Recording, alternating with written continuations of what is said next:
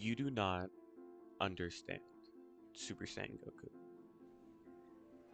Now, I know this might seem outrageous. He's been out for 3 months since the beta, okay? But you don't understand him. Not really.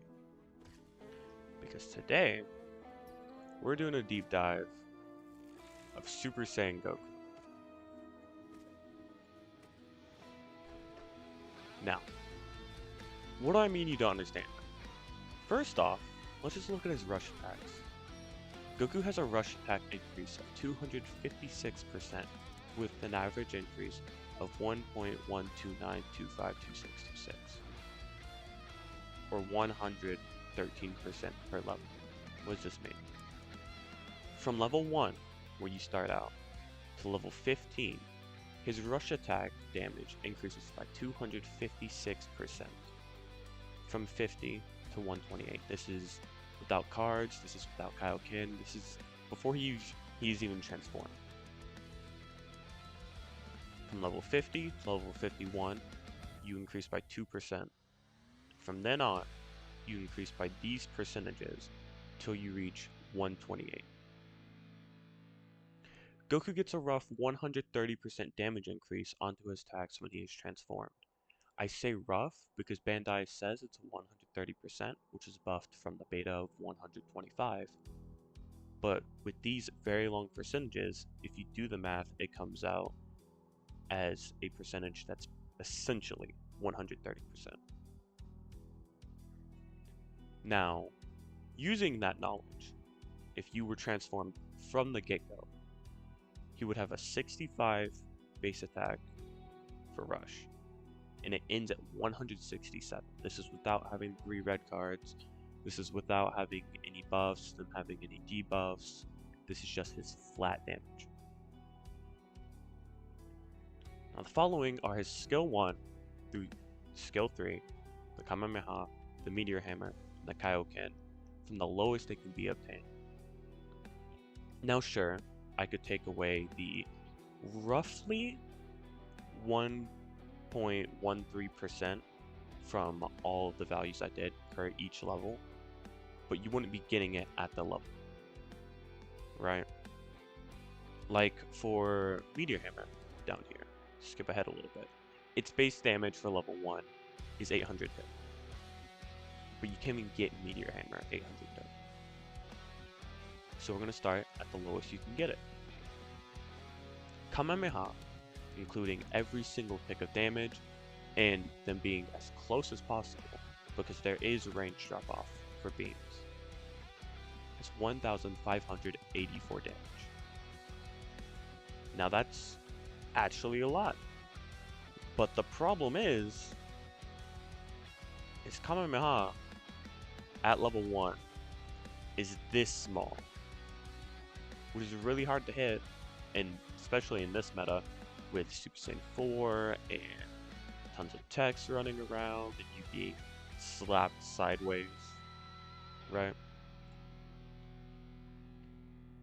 But it's 1,584. That's 732 damage with 6 ticks of 142. At level 2, it is 2,006 damage. All that does is increase the base damage of it hitting to 837 and give it one more tick with the base damage of 167. You can get this as early as level 3. If you pump all your levels while getting NPCs before you hit an enemy, you can have that. No Kaioken, no Meteor Hammer, nothing.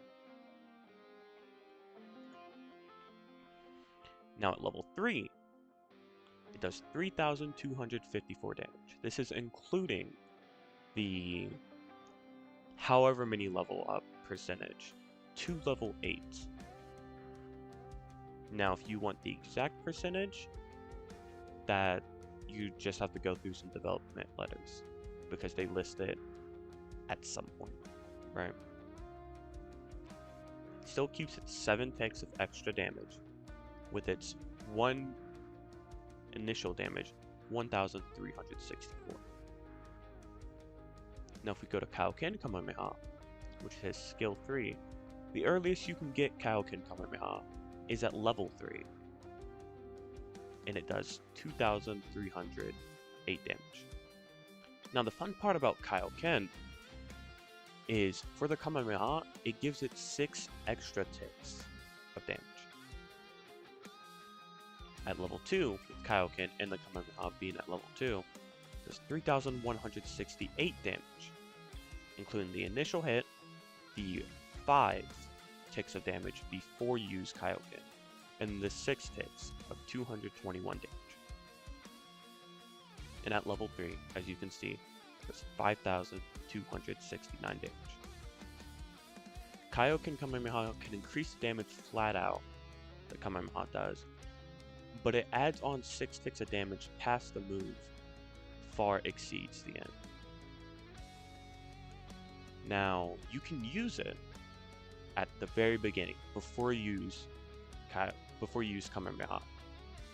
But as I tested, it doesn't increase the damage follow-up, so if you just have Kaioken and Kamehameha both at level 1, and let's say you use Kaioken right after you pop the Kamehameha, it's not going to do all that much damage. It doesn't give you the extra 4 or 5 ticks the normal Kamehameha.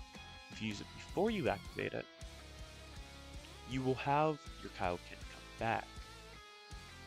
But that's it. The damage, you're losing hundreds, maybe 1,000 at them both being maxed out. It is not worth it. For Meteor Hammer, it starts at 823, goes up at level 3, with the skill being level 2 at 941, at level 8, with Meteor Hammer maxed out, is 1,535. As with Kaioken Kamehameha, Kaioken Meteor Hammer is tested with an equal level for each skill. The damage values keep the scaling of damage as you level up. There's no point in testing otherwise. Kaioken itself gives a strike up damage buff, which increases Kaioken Meteor Hammer's damage at base level, both being level 1, to 1,346. This is almost as much damage as the normal Kamehameha in one hit, and it staggers. This, with both of them being level 2, which you can get at level 4, scales up to 1,885. And at level 8, with both the skills being maxed out, 2,790.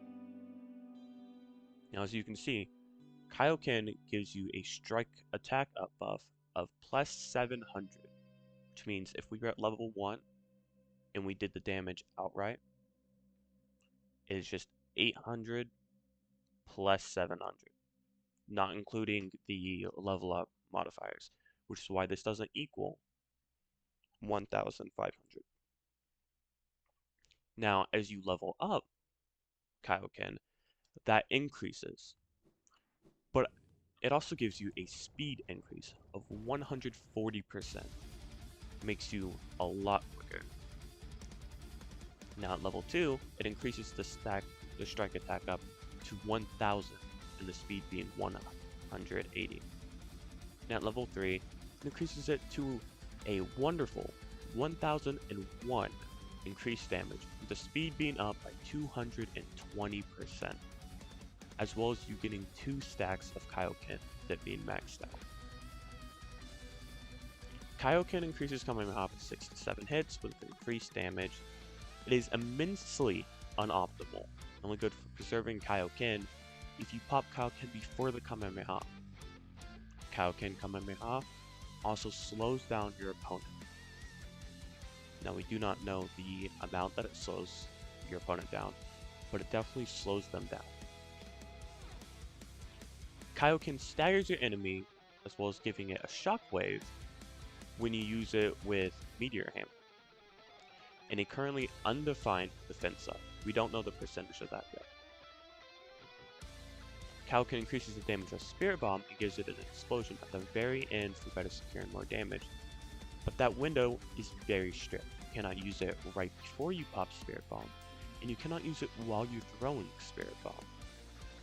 You have to use it the split second before you throw it, or else it will time out. and then you will not get the lingering damage. Now the Spirit Bomb does more damage the more teammates are alive, but in testing in the training room, there's one teammate that's constantly alive, revives right after they die, and there's no way to test with more or less stacks, as far as I know. And we do not know the percentage of the teammates being alive stack for the Spirit Bomb.